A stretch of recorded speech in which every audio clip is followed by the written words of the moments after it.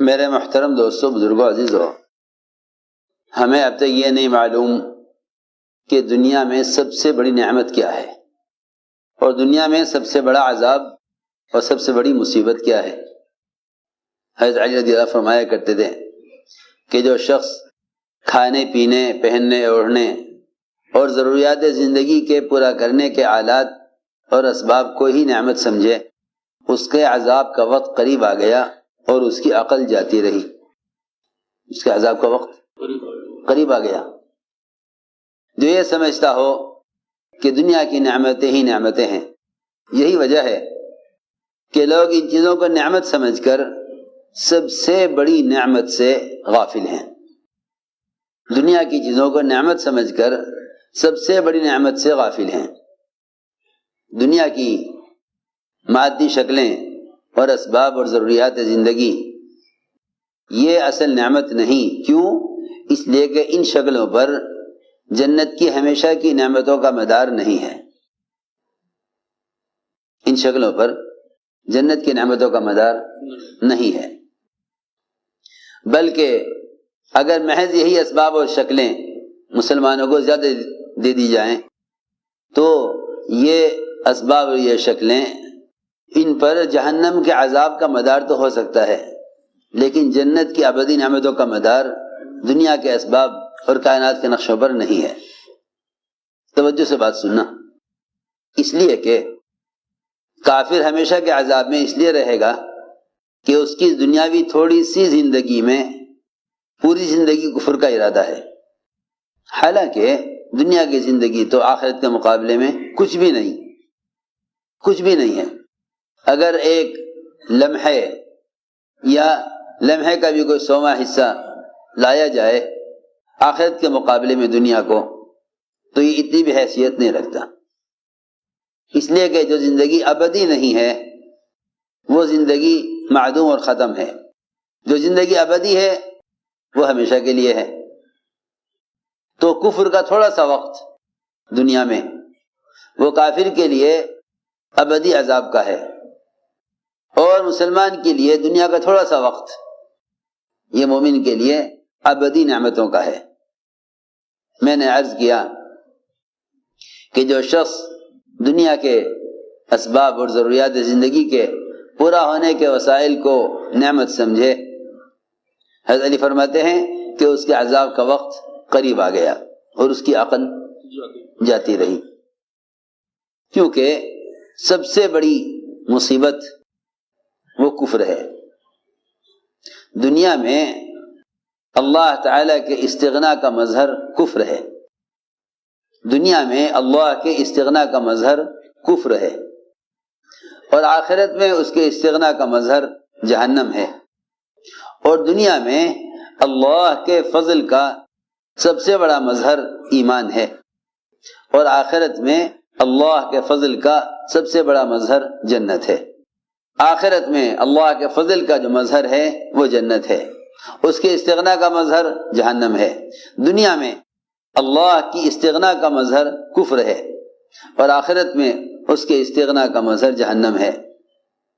یوں کہیں کہ اللہ تعالیٰ کے استغنا سے اس طرح ڈرا کرو جس طرح اللہ کے عذاب سے ڈرتے ہو۔ اللہ کے استغنا سے ایسے ڈرو جیسے اللہ کے عذاب سے ڈرتے ہو۔ اللہ کے استغنا سے ایسے ڈرا کرو جیسے اللہ کے عذاب سے ڈرنا چاہیے، اس لیے کہ اس کی ذات بہت مستغنی ہے۔ میں نے عرض کیا کہ اگر کسی کافر کے کفر کو دیکھیں تو اس سے اللہ تعالی کے استغنا کا دھیان آئے گا کہ اللہ کی ذات کتنی مستغنی ہے، اللہ کی ذات کتنی مستغنی ہے کہ اس نے ایک انسان کو کفر پر رکھ کر یہ بتلایا ہے ایمان والوں کو کہ مجھے کسی کی وحدانیت اور کسی کی عبادت کی اور کسی سے اپنی بڑائی کے بیان کرانے کی ضرورت نہیں ہے۔ یہ میں عرض کرنا چاہتا ہوں کہ دنیا میں کفر وہ اللہ کے استغنا کا مظہر ہے۔ تو جب اللہ تعالیٰ نے کافر کو دکھلا کر اپنا استغنا سمجھایا مومن کو، تو پھر مومن کے لیے کہاں گنجائش ہے کہ وہ کسی عبادت پر فخر کرے، کسی عبادت پر، سنو میں کیا کہہ رہا، اس کو تو ہر وقت اس بات پر اللہ کا شکر ادا کرتے رہنا چاہیے کہ اللہ تیرا کتنا بڑا فضل ہے، تیرا کتنا بڑا فضل ہے کہ تو نے مجھے دنیا میں کفر سے بچا لیا۔ کیوں میں عرض کرتا ہوں، جب آپ کسی ہسپتال میں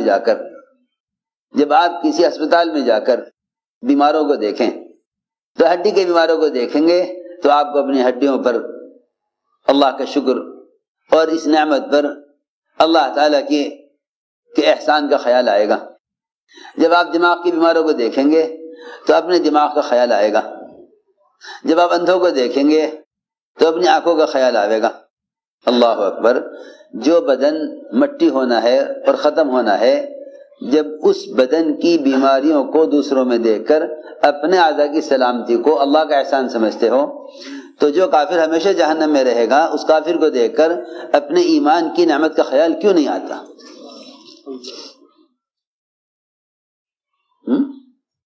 میں حیران ہوں کہ اس زمانے میں پڑھے لکھے کیا عوام سب مسلمان ایمان کی نعمت سے غافل ہیں، وہ یوں سمجھتے ہیں یہ تو ایک ہماری پیدائشی چیز ہے۔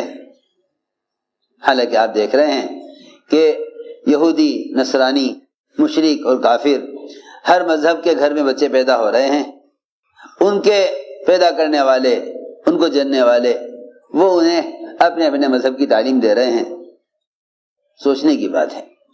اس لیے میں نے عرض کیا کہ جو شخص دنیا کی نعمتوں کو نعمت سمجھے، اس کی عقل جاتی رہی، اس کے عذاب کا وقت قریب آ گیا۔ سب سے بڑی نعمت نعمت اسلام ہے۔ اس لیے کہا گیا الحمدللہ علی نعمت الاسلام،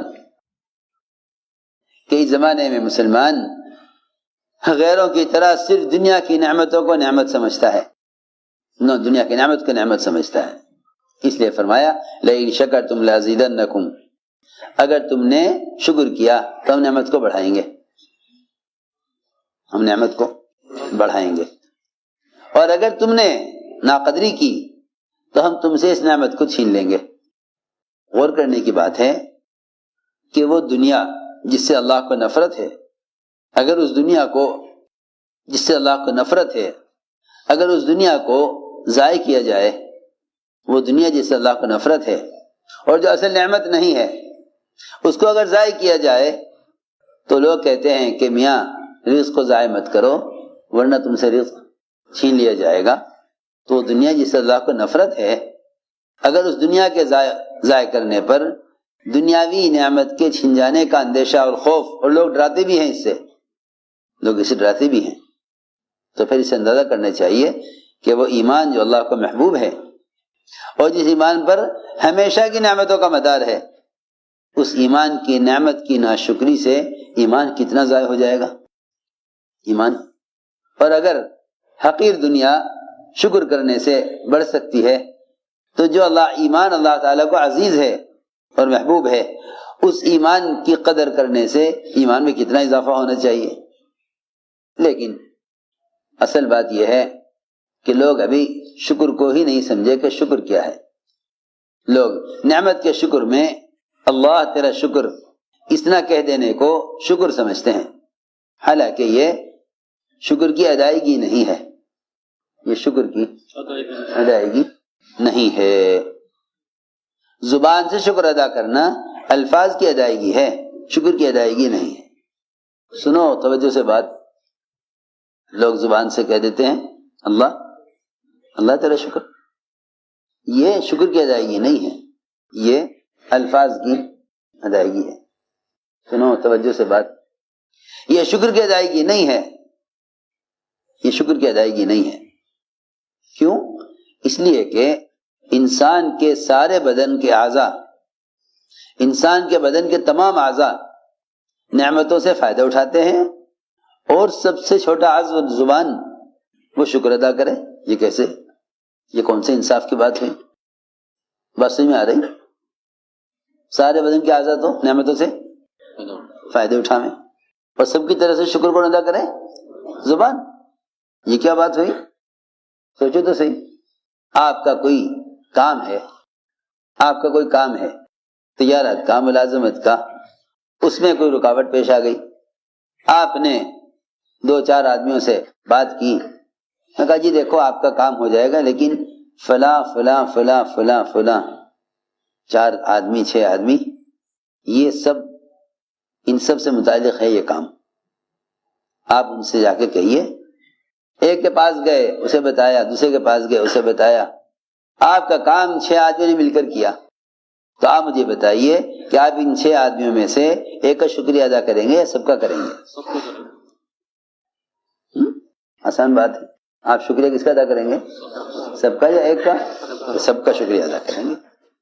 بالکل اسی طرح انسان کے بدن کے تمام اعضاء وہ ضروریات زندگی میں ایک دوسرے کے ساتھ ایسے جڑے ہوئے ہیں، اور ضروریات زندگی میں تمام اعضاء ایک دوسرے کے معاون ہیں، اس لیے زبان سب کی طرف سے شکریہ ادا نہیں کرے گی، بلکہ بدن کے ہر عضو کو حکم پر لانا، یہ اللہ کی نعمت کا شکر ادا کرنا ہے۔ بدن کے ہر عضو کو حکم پر لانا، یہ نہیں کہ بدن کے سارے اعضاء تو نعمتوں سے فائدے اٹھاویں اور سارے بدن کے اعضاء خواہشات میں پڑ جاویں اور زبان سے شکر ادا کر دیا جائے، نہیں، بلکہ حضور اکرم صلی اللہ علیہ وسلم نے جب اپنے آپ کو عبادت میں بہت تھکایا اور لمبا قیام اور ایسے لمبے سجدے، اللہ اکبر، بعض موقع پر حضرت عائشہ یہ سمجھا کرتی تھی کہ شاید آپ کی وفات ہو گئی، ایسے لمبے سجدے، ایسے لمبے سجدے۔ وہ تو میں عرض کرتا ہوں نا کہ جو لوگ دنیا کی نعمت کو ہی نعمت سمجھے گا اس کی عبادات بھی انہی نعمتوں کے لیے ہو کر رہ جائے گی، اس کی عبادات بھی انہی نعمتوں کے لیے ہو کر رہ جائے گی۔ جو دنیا کی نعمت کو نعمت سمجھے گا اس کی ساری عبادات بھی اسی نعمت کے لیے ہو کر رہ جائے گی۔ اگر کسی آدمی کو عمر قید کی سزا سنا دی جاوے، کسی کو عمر قید کی سزا سنا دی جائے اور پھر جج اپنا فیصلہ بدل کر اس آدمی کو رہا کر دے، تو بتاؤ اس کے لیے اس سے بڑی کوئی نعمت ہے کہ عمر قید سنا دی گئی تھی پھر آزاد کر دیا؟ بتاؤ اس سے بڑی کوئی نعمت ہے؟ جس وقت اس کو عمر قید کی سزا سنائی گئی اس وقت اس کو کوئی چیز اچھی لگتی ہوگی دنیا کی؟ کچھ بھی نہیں ہے، زندگی بھر جیل میں رہنا ہے، بیوی بچے مکان دل لگی کے سامان سب اس کے نظر میں بے حیثیت ہو جائیں گے، ہر چیز کی لذت ہر چیز کا مزہ فوراً ختم ہو جائے گا۔ بس اسی لیے عرض کر رہا کہ سب سے بڑی نعمت نعمت ایمان ہے، سب سے بڑی نعمت نعمت ایمان ہے، سب سے بڑی نعمت نعمت ایمان ہے، کہ دنیا میں سب سے بڑا اللہ کا فضل ایمان ہے۔ کوئی بھی خیال نہیں کرتا، کوئی کارخانہ لگا لے گا وہاں لکھ لے گا ھذا من فضل ربی، کوئی دکان میں لگا لے گا اس پہ لکھ لے گا ھذا من فضل ربی، جی ہاں کوئی بہت اونچی کوٹھی بنا لے گا اس پہ لگا دے گا بڑا بڑا لکھ دے گا ھذا من فضل ربی۔ ابھی جو لوگوں یہی نہیں خبر کہ فضل رب کیا ہے، اتنے ایمان سے غافل ہیں اور اتنے ایمان کی طرف سے بے فکر ہیں کہ محض دنیا کی نعمتوں کو ہی اللہ کا فضل سمجھتے ہیں، دنیا کی نعمتوں کو ہی اللہ کا فضل سمجھتے ہیں۔ حالانکہ غور کرنے کی بات ہے کہ اللہ تعالیٰ کا جو فضل ہے، اللہ کا جو فضل ہے، میری بات توجہ سننا، اللہ کا فضل مال اسباب اور کائنات کی شکلوں میں جو اللہ کا فضل ہے وہ مومن کی آزمائش کے لیے ہے، مومن کی آزمائش کے لیے ہے۔ اور جو ایمان کا فضل ہے، ایمان کا جو فضل ہے وہ مومن کی کامیابی اور نجات کے لیے ہے۔ بہت توجہ سے بات سنو، دنیا کے آلات اور اسباب اور دنیا کی نعمتوں کے اعتبار سے جو اللہ کا فضل ہے وہ مومن کی صرف آزمائش کے لیے ہے۔ تو میں نے عرض کیا کہ ابھی ہم 2 چیزوں کو نہ سمجھ سکے، ایک تو ہم یہ نہ سمجھے کہ شکر کیا ہے، اور ایک ہم یہ نہ سمجھ سکے کہ ان نعمتوں کو اللہ رب العزت نے ضرورت کے لیے دیا ہے، یہی نعمتوں کو اللہ تعالیٰ نے امتحان کے لیے دیا ہے۔ ایک تو ہم یہ نہ سمجھے کہ شکر کیا ہے، اور ایک ہم یہ نہ سمجھ سکے کہ ان نعمتوں کو اللہ رب العزت نے ضرورت کے لیے دیا ہے، یہی نعمتوں کو اللہ تعالیٰ نے امتحان کے لیے دیا ہے۔